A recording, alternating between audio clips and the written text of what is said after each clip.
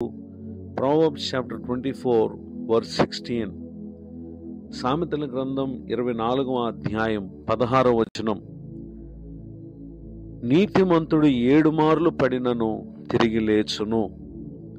చదవబడిన ఈ వాక్య భాగంలోని దీవెన నా ప్రియులకు మీరందరూ పొందుదురుగాక. వాక్య ధ్యానం కొరకై ప్రార్థన. కృపగల తండ్రి, మీ కొందనాలు. నేడు చదవబడిన ఈ వాక్య భాగం ద్వారా మాతో మాట్లాడి బలపరచుమని యేసుక్రీస్తు నామములో ప్రార్థిస్తున్నాను తండ్రి, ఆమెన్. చదవబడిన ఈ వాక్య భాగంలో ప్రభువారు సెలవిస్తున్న ఒక ఉన్నతమైనటువంటి మాట ఏంటంటే, విశ్వాసులైన వారు 7 మార్లు పడినా వారు తిరిగి లేస్తారు. 7 మార్లు పడుట అనగా పాపములోను, అవిధేయతలోను, అపవిత్రతలోను ఉండుట అని ఇక్కడ మాత్రం కాదు, కానీ ప్రభునందు విశ్వాసం ఉంచిన వారు పలు విషయములలో శోధింపబడినను, బాధింపబడినను, నష్టము, నాశనము వారికి కలిగినను నిశ్చయముగా వారు అదే స్థితిలో కొనసాగక వారు తిరిగి మరలా ప్రభువు ఇచ్చేటటువంటి ఆశీర్వాదాన్ని పొందగలరు అనేటటువంటి విషయాన్ని ఇక్కడ ప్రభువారు వాగ్దానం చేస్తూ ఉన్నారు. కనుక ఏ పరిస్థితిలోనైనా ప్రభువునందు విశ్వాసము కలిగి ఉండుట అది మన జీవితానికి గొప్ప ఆశీర్వాదం. పరిశుద్ధ గ్రంథంలో రాయబడిన ఒక భక్తుని జీవితాన్ని మనం పరిశీలన చేసినట్లయితే, book of Genesis chapter 37 verse 22 to 24, ఆదికాండం 37వ అధ్యాయము 22 నుండి 24 వచనాల వరకు రాయబడినటువంటి వాక్య భాగాల్లో అక్కడ యోసేపును అతని సహోదరులు గుంటలో వేయుటను మనం గమనించగలం. ఆ తర్వాత తమ సహోదరుని వారు అమ్మివేయటం మనం గమనించగలం. ఆ తర్వాత బుక్ ఆఫ్ జెనసిస్ చాప్టర్ 39 ఆదికాండం 39వ అధ్యాయంలో యోసేపు పొతిఫర్ ఇంట బానిసగా ఉండటను, దేవుడు అతనికి తోడుగా ఉండటను బట్టి పొతిఫర్ ఆశీర్వదింపబడుటను అతడు గమనించి అతని ఇల్లంతటి మీద యోసేపును విచారణకర్తగా అక్కడ చేయటను మనం గమనించగలం. ఆ తర్వాత వచనాల్లో పొతిఫర్ భార్య తనను పాపం విషయమై శోధించినప్పుడు అతడు ఎంతమాత్రం కూడా దానికి ఒప్పక, ఇంత ఘోరమైన దుష్కార్యం నా దేవుని దృష్టికి నేను ఎలా చేయగలనని చెప్పి, దేవునికి విరోధంగా పాపము కట్టుకుందని చెప్పి అతడు ఆ మాటలు పలికి ఆ చోటు నుండి పారిపోయినటువంటి విషయాలు మనం చూస్తాం. కానీ చెయ్యని నేరాన్ని బట్టి అతడు చెరసాల్లో వేయబడ్డాడు.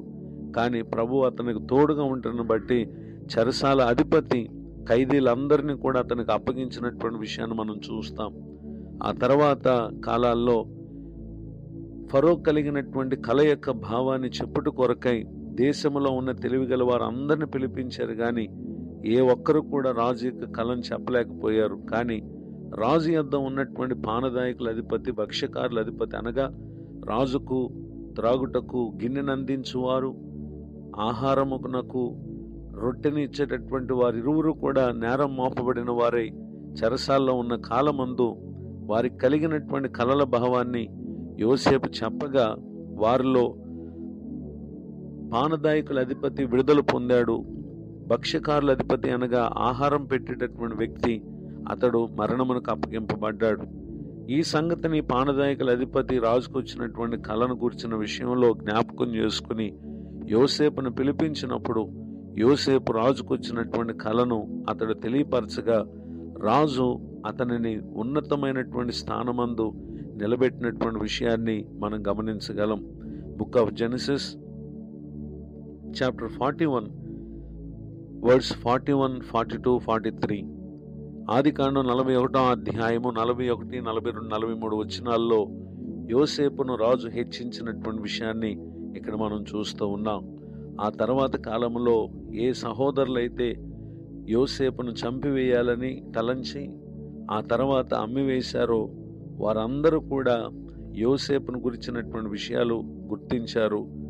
యోసేపు వద్దకు వచ్చి book of Genesis chapter 50 words 18 ఆదికాండం 50వ అధ్యాయం 18వ వచనంలో వారు అతని ఎదుట సాగిలపడి, ఇదిగో మేము నీకు దాసులమని చెప్పగా యోసేపు వారితో అన్నటువంటి మాట, భయపడకుడి, నేను దేవుని స్థానమందున్నానా? మీరు నాకు కీడు చేయని ఉద్దేశించదు, కానీ నేటి దినమున జరుగుతున్నట్లు అది మేలుకే దేవుడు ఉద్దేశించను అని ఇక్కడ తెలియపరిచినటువంటి విషయాలను మనం చూడగలం. ఈ సంఘటన అంతటి ద్వారా మనం గమనించాల్సింది ఏంటంటే, ప్రభువునందు యోసేపు విశ్వాసం ఉంచారు గనుక దేవుడు అతనిని తిరిగి లేవనెత్తినటువంటి విషయాన్ని మనం చూస్తూ ఉన్నాం. ఈ విషయాలను గూర్చి సామ్స్ 34:19 స్టాంజా 34వ కీర్తన 19వ వచనంలో, నీతిమంతునికి కలుగు ఆపదలు అనేకములు, వాటన్నిటిలో నుండి యెహోవా వానిని విడిపించును. ఎవరైతే ప్రభువునందు విశ్వాసం ఉంచుతారో ఖచ్చితంగా వారికి ఆపదలు అనేకములుగా కలిగిన ప్రభు వాటన్నిటిలో నుండి వారిని విడిపిస్తారు అనే విషయాన్ని ఇక్కడ మనం చూస్తూ ఉన్నాం.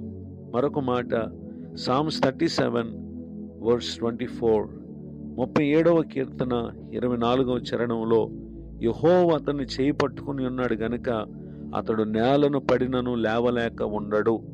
ఈ మాటలు వింటున్న నా ప్రియ సహోదరి సహోదరులు, ప్రభునందుంచినటువంటి విశ్వాసాన్ని బట్టి మీరు పలు విధములైనటువంటి ఇబ్బందుల్లో ఉన్నారా? అధైర్యపడకండి, మీరు తిరిగి లేస్తారు. ప్రభు మిమ్మల్ని లేవనెత్తుతారు. నాడు యోసేపు ఏ విధముగా దీవించబడ్డారో రాబోతున్నటువంటి దినాల్లో పరిశుద్ధాత్మ దేవుడు మీ ఎడల కూడా నూతనమైనటువంటి కార్యాన్ని చేయబోతున్నారు. కన్నీళ్లతో ఉన్నటువంటి మీరు, దిగులుతో ఉన్నటువంటి మీరు నేడు విన్న ఈ మాటల ద్వారా విశ్వాసమందు బలవంతులు కండి, ధైర్యం తెచ్చుకోండి. ఆశ్చర్యకరమైనటువంటి కార్యాన్ని ప్రభు చేయబోతున్నారు. ఈ మాటలు పరిశుద్ధాత్మ దేవుడు మనందరి కొరకే దీవించునుగాక. ఆమేన్. ప్రార్థన. కృపగల మా తండ్రి, వందనాలు. నేడు విన్న ఈ మాటల ద్వారా మీరు మమ్మలను బలపరిచినందుకు స్తోత్రం. మీ పరిచయలో ఉన్న సేవకులను దీవించండి. నేడు నూతన సంవత్సర దయాకిరీటాన్ని పొందిన మా ప్రియులను ఆశీర్వదించండి.